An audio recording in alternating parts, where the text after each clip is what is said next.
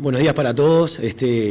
Antes que nada, el agradecimiento a la Junta de Transparencia y Ética Pública, en la persona de su presidente y los demás directores, por la invitación a presentar esta publicación de nuestra autoría en el marco del Día Internacional de Lucha contra la Corrupción, promovido por las Naciones Unidas.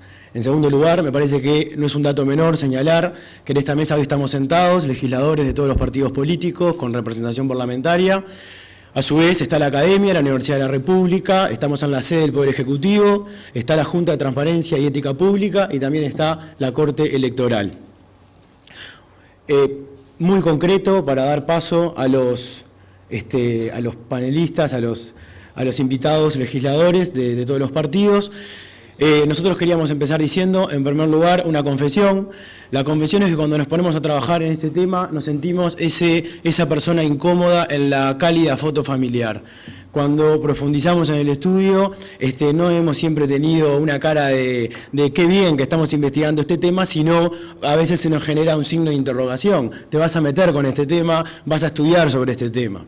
La novedad es que no es novedad. El financiamiento de la política en Uruguay y en el mundo no es una novedad del siglo XXI, si se quiere, sino que, como decía la coordinadora residente de Naciones Unidas, es un tema que por lo menos desde la reapertura democrática ha estado presente inclusive en el Parlamento de nuestro país. Concretamente, ¿cuál es el objeto de esta brevísima presentación? Nosotros vamos a compartir algunas de las conclusiones de nuestro trabajo, provocando, invitando y sobre todo generando un marco teórico para poder explicarnos como comunidad organizada qué es lo que nos está pasando. En definitiva, ¿cuál es el motivo que nos lleva a meternos en este tema? Y bueno, en verdad tuvimos la oportunidad de empezar a estudiar más a fondo el tema de la prevención de la corrupción en el marco de la Universidad Autónoma de Madrid. Y nos percatamos que había algunas diferenciaciones, sobre todo a raíz de los escándalos últimos de corrupción en España, que motivaron algunas reformas legislativas y la reacción muy particular del sistema político. Cuando llegamos a España nos desayunamos de que había un estudio bien interesante de todos los regímenes políticos de Rusia hacia el occidente, de cómo financiaban la política, y además, como estaba en español, nos vino muy bien porque podíamos saber qué decía el derecho belga, qué decía el derecho francés, qué decía el derecho alemán, sin necesidad de ir a cada uno. En febrero de este año, cuando volvemos al Uruguay, nos picó un poco el tema, a ver qué es lo que está pasando en Uruguay, y encontramos un estudio de la década del 90 primero a nivel de América Latina, que el capítulo de ese estudio lo había hecho el profesor Chaschetti justamente. A raíz de eso empezamos a indagar y vimos que había un montón de material y de crítica, pero siempre de las ciencias sociales. Empezamos a ver que Uruguay tiene otra paradoja, que es el primer país del mundo que regula sobre el financiamiento público, ese que pone el Estado, y sin embargo fue de los últimos países en América Latina en legislar en financiamiento privado. Frente a esto, detectamos dos cuestiones puntuales, solo a título de informativo. El discurso que se empieza a gestar desde Estados Unidos y desde Europa en la década del 70 en contra de la corrupción, tiene un fundamento distinto del discurso que empezamos a cimentar desde América Latina. El discurso es selectivo, tiene una cuestión económica detrás. De hecho, nosotros encontramos una nota en la investigación de un senador americano, Robert Hill, del año 61, que decía: un funcionario corrupto latinoamericano es tan peligroso para nosotros como un comunista. Debemos nivelar el terreno. Senador diplomático. O sea que había que nivelar por las condiciones de competitividad. Ustedes piensen que en Alemania, por ejemplo, se descontaban impuestos hasta el año 95, cuando se pagaban sobornos en los países del tercer mundo, ¿sí? Concretamente, en América Latina nosotros investigamos los sistemas que había, hay una comparación de cómo son los regímenes y nos metemos en Uruguay, que es lo que nos importa en el día de hoy. ¿Cuál es el nudo? El nudo es que las campañas políticas cada vez salen más plata y que el subsidio público no es suficiente. Entonces, como en Uruguay las campañas cuestan todo lo que los partidos pueden recaudar y más también, el financiamiento privado es a lo que se tiene que acudir para poder bancar las campañas. Ese es el nudo que tenemos. El otro problema que tenemos es que los actores relevantes que deberían legislar son los principales interesados, que son los partidos políticos. Si los partidos políticos no pueden gastar, en realidad tampoco tendrían la necesidad de recaudar, Por ende, muchas veces se ha atendido también en qué gastan esos partidos políticos. Y eso implica también un cambio en las reglas de juego. Entonces, hay un dato que para nosotros es fundamental, que descubrimos en el análisis, que es, desde la dictadura uruguaya hasta el 2009, hubo en el Parlamento 10 iniciativas legislativas en materia de regulación de financiamiento político privado. 9 proyectos naufragaron y el 10º proyecto es el que promueve el Poder Ejecutivo en el 2009 y se transforma en la ley 18.485 del 11 de mayo de ese año. Eso es lo que nos implica dos cuestiones que creo que hay que destacar. Cuando nosotros recorrimos todas las versiones taquigráficas de los 10 proyectos, recorrimos toda la prensa desde el 85 hasta la actualidad por todo lo que fue la evaluación de la política, y nos percatamos cómo, a medida que vamos analizando los proyectos, vemos cómo los partidos políticos se van poniendo de acuerdo en determinados consensos, y la ley del 2009 termina siendo el producto de esos consensos. Y hay un detalle que no es menor, que para modificar estas reglas precisamos 2/3 del Parlamento, por ende implica una madurez del sistema político. Que exista una ley es parte de un proceso, es un hito fundamental, es una buena noticia. Nosotros pasamos de la autorregulación a la regulación heterónoma. Pasamos de una regulación campaña a campaña por una regulación integral. Pasamos por una norma que prevé el financiamiento privado y de carácter permanente. Eso nos corre a otro plano, que ya no estamos hablando de qué reformas legislativas deberíamos hacer, sino que en realidad tenemos que ver cómo funciona la ley. O sea que nos corremos al terreno de la implementación. Nosotros sabemos que Uruguay es el país del sobrediagnóstico. Nosotros partimos de los diagnósticos que ya existen para hacer una serie de propuestas en el caso de entender que se puede avanzar en esta materia, y definimos como 3 caracteres centrales del sistema. Tenemos un sistema con niveles de transparencia medio, tenemos un débil contralor y tenemos partidos políticos que no cooperan todo lo que podrían cooperar. Esas son las tres notas características. Por aquello que decía Goethe, si se quiere, que la ley es poderosa, pero más poderosa es la necesidad. Entonces, ese es el diagnóstico, que hay mucho sobre esto. Me parece que pararnos en esto sería invertir tiempo en una cosa que está bastante estudiada en nuestro país. Es una ley sin dientes, como se ha dicho, porque estamos fallando en algunos aspectos puntuales de la implementación, más allá de que está siendo muy positiva. Concretamente, ¿por qué nos importa esto en el Día Mundial contra la Corrupción? Y porque ustedes discúlpennos, pero a nosotros nos parece antidemocrático que una fuerza política, la que sea, pague una tarifa diferencial a la baja o a la alta el minuto de televisión, cuando sabemos que la campaña política se define en medios de prensa. Nos parece antidemocrático que determinados capitales o quienes puedan invertir en campañas puedan acallar la voz de ciudadanos, alterando esa regla de una persona, un voto. En definitiva, nos podría llegar a pasar, si no profundizamos en este tema, de que gobiernen quienes no ganan elecciones. Entonces, creo que es central seguir profundizando en el tema de financiamiento.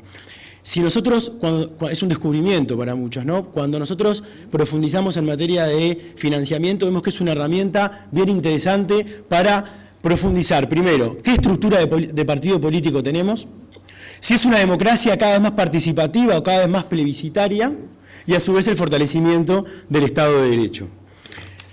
Centralmente, para ir al grano, nosotros encontramos también, para probar de que no es un tema nuevo, en esta investigación periodística encontramos una publicación de un diario italiano que se llama La Stampa, en donde Bobbio hace una nota, una columna, y lo que dice literalmente es: las organizaciones políticas de un país no pueden durar mucho tiempo si no actúan a plena luz.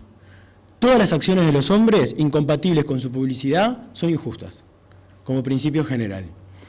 Nosotros desde acá lo que planteamos son líneas generales, partimos de la implementación de la ley de un diagnóstico que viene desde las ciencias sociales y hacemos un decálogo que está fundado. Lo que sí les digo es que todo lo que podamos establecer tiene un fondo científico, ¿no? En primer punto, a diferencia de lo que pasa en Europa, no estamos de acuerdo que el camino sea el derecho penal. ¿Qué está pasando en España? Que tenemos la tercera parte del sistema político imputado, desde el tesorero de uno de los partidos políticos hasta la infanta Cristina. Quieren legislar una figura autónoma de financiamiento irregular de partidos políticos. Razones de política criminal, razones de dogmática penal, razones de oportunidad nos llevan a pensar, las tenemos fundadas, de que no sería ese el camino en Uruguay. Nosotros en una de las partes de la investigación hacemos un análisis pormenorizado de todos los delitos contra la corrupción pública a raíz de la convención que mencionaba Dennis Cook y demostramos de que en realidad todas las conductas eventualmente corruptas están contempladas en las figuras penales vigentes. Por ende, para nosotros ese no sería el camino.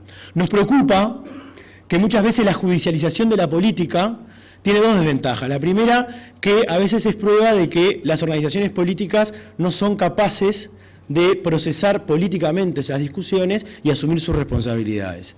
Y muchas veces los procesos espectáculos hacen que centremos la atención en el caso central y no en las causas o en los defectos estructurales del sistema político. Entonces, la vía penal no es. Tampoco la bandera de la transparencia por la transparencia, porque solo con transparencia. La transparencia por sí misma y solo transparencia es necesaria, pero no es suficiente. Muchas veces la transparencia, sin voluntad política, lo que hace es demostrar las miserias de un sistema. Entonces, nosotros vamos un paso más en la calidad de la información disponible para el ciudadano. Concretamente, comentamos algunas de las medidas o líneas directrices que desde la conclusión de nuestro trabajo nos animamos a compartir, que se podrán valorar generando un fondo académico científico que en caso de que el sistema político opte por profundizar, hay un insumo más que se viene a sumar a lo que ya había. En primer lugar, la rendición de cuentas. Los partidos políticos por ley no están obligados a rendir cuentas de las elecciones internas. Si pensamos un segundo, hay partidos políticos que se juegan la vida en las elecciones internas. Para algunos partidos políticos, las elecciones internas son las más importantes, porque definen después la nacional y si hay segunda vuelta. El segundo tema, el plazo de la rendición. ¿Cuándo rindo cuentas? ¿30 días después? Yo como ciudadano quiero tener el elemento de quién financia la política partidaria o campaña de un partido, porque para mí puede ser un elemento para decidir al momento de sufragar. Creemos que el plazo debe ser anterior al sufragio, no posterior al sufragio. Una tercera medida, el órgano competente. El proyecto del Ejecutivo, que se remitió en el 2009, ponía como órgano competente al Tribunal de Cuentas, no a la Corte Electoral. Y eso es un detalle que consta en las actas, las razones por las cuales se cambió la competencia de ese órgano. La inclusión financiera.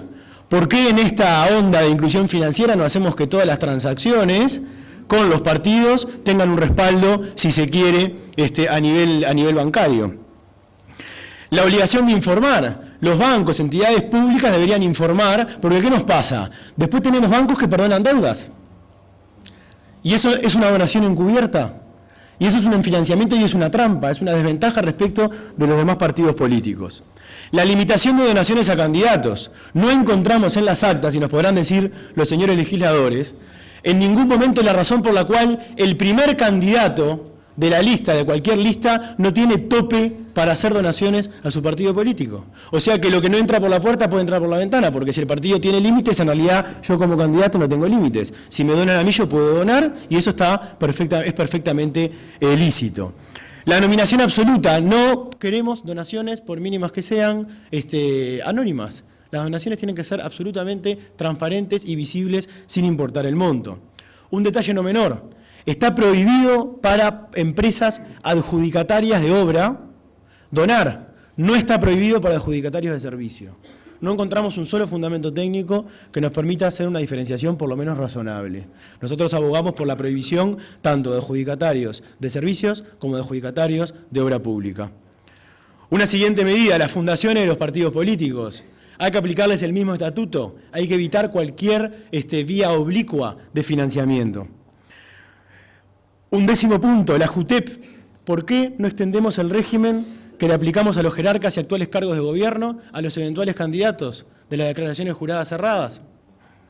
Un punto número 11, el acceso a la información pública. Si los partidos políticos tienen un rol importante en la comunidad, lo establece la propia Carta en el artículo 77, ¿por qué no podemos someter determinado régimen de transparencia, de acceso a la información pública en materia de financiamiento también a los partidos políticos? Hay que revisar la figura del pase en comisión. El pase en comisión, que es un tema que la gran mayoría de la sociedad civil no la conoce y no está presente, es un subsidio indirecto, público, permanente, creada en el año 89. Hay que revisar la figura del pase en comisión. Todo el sistema político tiene que revisarlo. El lavado de activos. El 28 de marzo hubo una reunión en Bruselas en donde se nos recomendó como país a un grupo de países, también a Uruguay, incluir en la lista de obligados del lavado de activos también a los partidos políticos, porque hay que prevenir el narcotráfico. Otro punto, y que lo hemos encontrado en actas de todos los partidos, nosotros vemos un problema importante en el tema de los medios. De hecho, ha sido un tema de reciente conocimiento. Vamos a ser claros con esto. Al igual que otros países como Costa Rica, como México, como Argentina, nosotros abogamos por la prohibición total y absoluta de publicidad electoral en medios de prensa audiovisuales privados. No seríamos los primeros en hacerlo y ahorraríamos un gran dolor de cabeza a las organizaciones políticas. No tenemos en qué gastar, no tenemos por qué recaudar. Concretamente, entonces, yo creo que hay más medidas, más conclusiones de nuestra investigación.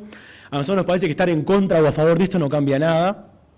Nosotros tenemos que imprimirle un poco de voluntad política si es que nos ponemos de acuerdo. Necesitamos una discusión franca, con honestidad intelectual, que no es sincericidio, pero sí determinado sentimiento, vocación republicana.